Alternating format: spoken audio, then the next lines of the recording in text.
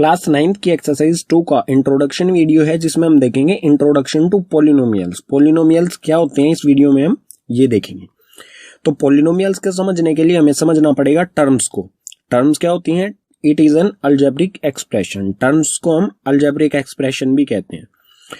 ठीक है, इसका एक एग्जांपल ले लेते हैं, उससे आपको बिल्कुल ये क्लियर हो जाएगा टर्म्स क्या होती हैं। तो यहाँ पर एग्जांपल है 2x, मतलब 2 मल्टीप्लाई में x है। ठीक है, तो जो टर्म्स होती हैं उसमें होता है एक नंबर पार्ट, जैसे कि यहाँ पर 2 है। नंबर पार्ट कोई भी नेचुरल नंबर होगा हमारा, 1 2 3 4 5 6 7 8 9 10, कोई भी नंबर। ठीक है, और दूसरा होता है ये जैसे x दे रखा है वेरिएबल पार्ट। वेरिएबल पार्ट में इंग्लिश के अल्फाबेट्स का यूज किया जाता है A to Z तक।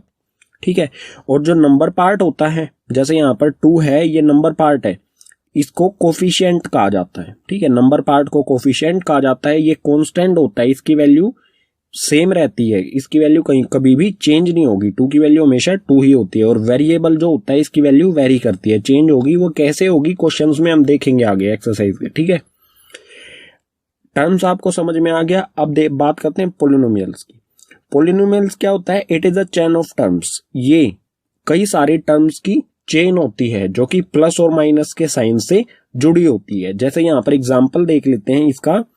यहाँ पर है 2x स्क्वेयर, मतलब हमारी एक टर्म ये है 2x स्क्वेयर, प्लस में दूसरी टर्म 3x, प्लस में 3। अब आप कहेंगे कि ये 3 जो है इसके साथ तो वेरिएबल पार्ट है ही नहीं, मतलब इंग्लिश का अल्फाबेट जो है वो नहीं है, तो ये टर्म किस तरह से होगी? तो इसका सिंपल सा फंडा है। 3 को मैं किस तरह से लिख सकता हूं? 3 मल्टीप्लाई में x की पावर 0।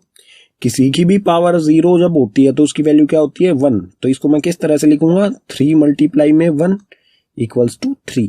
तो यहां पर जहां पर भी हमारी वैल्यू वेरिएबल की वैल्यू नहीं दे रखी हो तो हमें समझ लेना है कि वहां पर उसकी वैल्यू 0 है, पावर 0 है। ठीक है, और किसी की भी पावर 0 होगी तो वो होगा 1, और 3 को 1 से मल्टीप्लाई करेंगे तो 3। ठीक है, तो ये 3 टर्म्स हैं। ठीक है, 3 अलग अलग टर्म्स प्लस या माइनस के साइन से जुड़ी हों तो हम उसे कहेंगे पॉलिनोमियल्स। जरूरी नहीं है 3 टर्म हो, 2 भी टर्म होंगी उसे भी पॉलिनोमियल्स कहा जाएगा। अब पॉलिनोमियल्स के कुछ स्पेसिफिक नेम हैं उनकी टर्म्स के अकॉर्डिंग। अगर कोई पॉलिनोमियल सिंगल टर्म जैसे कि 2x है तो उसे कहा जाएगा मोनोमियल। मोनो का मतलब होता है सिंगल। ठीक है, तो मोनोमियल मतलब जिसमें एक सिंगल टर्म हो। अगर किसी में 2 टर्म होती हैं तो उसे कहा जाता है बाइनोमियल। By means 2। ठीक है, तो बाइनोमियल में 2 टर्म्स होती हैं। इसी तरह से ट्राइनोमियल्स जो होते हैं उसमें 3 टर्म्स होती हैं। तो यहां पर आप देख सकते हैं एक टर्म ये है, एक टर्म ये और एक टर्म ये, 3 अलग अलग टर्म्स हैं तो वो हो जाएगा ट्राइनोमियल्स। अगर 3 से ज्यादा टर्म्स है तो उसे कहा जाता है पॉलिनोमियल्स। ठीक है, बाकी तो टर्म्स के अकॉर्डिंग हमने पॉलिनोमियल को समझा। अब हम समझेंगे डिग्री के according. Degree of polynomial. Degree का मतलब होता है हाईएस्ट पावर। जो भी हमारा पॉलिनोमियल है उसकी हाईएस्ट पावर क्या है? तो एक एग्जाम्पल से समझते हैं। जैसे यहाँ पर हमें दे रखा है 4x minus 3x square plus में 5। यहाँ पर हमारे सामने 3 टर्म्स हैं। ठीक है, जो प्लस और माइनस के साथ जुड़ी हुई है आपस में। तो हाईएस्ट पावर हमसे पूछा जाएगा degree of the polynomial. What is the degree of the polynomial? Highest power ढूंढेंगे हम इसमें वेरिएबल की। तो वेरिएबल की हाईएस्ट पावर, यहाँ पर x की पावर 1 है, यहाँ पर x की पावर 0 है। मैंने पीछे बताया था जहां पर हमें वेरिएबल नहीं दे रखा हो वहां पर हमें समझ लेना है वहां पे वेरिएबल की पावर 0 होती है। तो हाईएस्ट पावर क्या है? वेरिएबल की हाईएस्ट पावर है 2। तो डिग्री ऑफ द पॉलिनोमियल क्या हो जाएगी? 2। ठीक है, और इसको अरेंज किस तरह से किया जाता है? According two degree. डिग्री के अकॉर्डिंग पॉलिनोमियल को किस तरह से अरेंज किया जाता है? हाई सबसे पहले लिखी जाती है हाईएस्ट पावर वाली वैल्यू, उसके बाद लोअर की तरफ जाए हम। ठीक है, जैसे ये है, ये प्रॉपर वे में अरेंज नहीं किया गया है पॉलिनोमियल, इसको हम अच्छी तरह से लिखेंगे। तो ये क्या है? 3x square. हाईएस्ट पावर क्या है? 3x स्क्वायर, हाईएस्ट पावर यहां पर है। तो हम इस पूरे को उठाएंगे विद साइन के साथ उठाया जाएगा इसे। तो ये है माइनस 3x स्क्वायर। उसके बाद यहां पर पावर 2 है, पावर 1 किस में?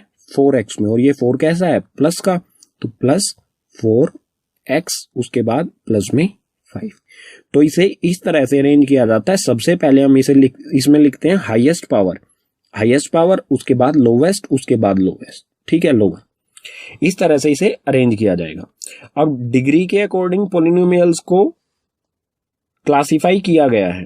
किस तरह से क्लासिफाई किया गया इस टेबल में देखते हैं। जब डिग्री 1 हो, यहां पर आप देख सकते हैं ए बी जो है हमारे, ये है नंबर पार्ट यानी कि कोफिशिएंट, ठीक है, A B C and D, यहां पर हमारे ये ए बी सी डी जो है ये कोफिशिएंट है, ठीक है, कोफिशिएंट यानी हमारे जो नंबर पार्ट है। तो अगर डिग्री 1 हो, यहां पर आप देख सकते हैं वेरिएबल है हमारा एक्स की पावर क्या है 1। अगर कोई पावर नहीं लिखी हुई है तो हमें समझ लेना है कि 1 है, हाईएस्ट पावर यहां पर है 1। अगर किसी भी पोलिनोमियल में हाईएस्ट पावर 1 होती है तो उसे कहा जाता है लीनियर पोलिनोमियल्स, ठीक है। अब अगर हाईएस्ट पावर 2 हो जाए, सॉरी ये ए की पावर 2 नहीं है, ये है एक्स की पावर 2। अगर किसी भी पोलिनोमियल की हाईएस्ट पावर यानी डिग्री 2 हो तो उसे कहा जाता है क्वाड्रेटिक पोलिनोमियल। अगर किसी भी पोलिनोमियल की हाईएस्ट पावर 3, ए एक्स की पावर 3, यहां पर एक्स की पावर 3 मतलब वेरिएबल की हाईएस्ट पावर है 3, यहां पर 2 है, यहां पर 1 है, यहां पर 0, तो हाईएस्ट पावर क्या है 3 है। तो किसी भी पोलिनोमियल की हाईएस्ट पावर 3 होगी तो उसे कहा जाता है क्यूबिक पोलिनोमियल।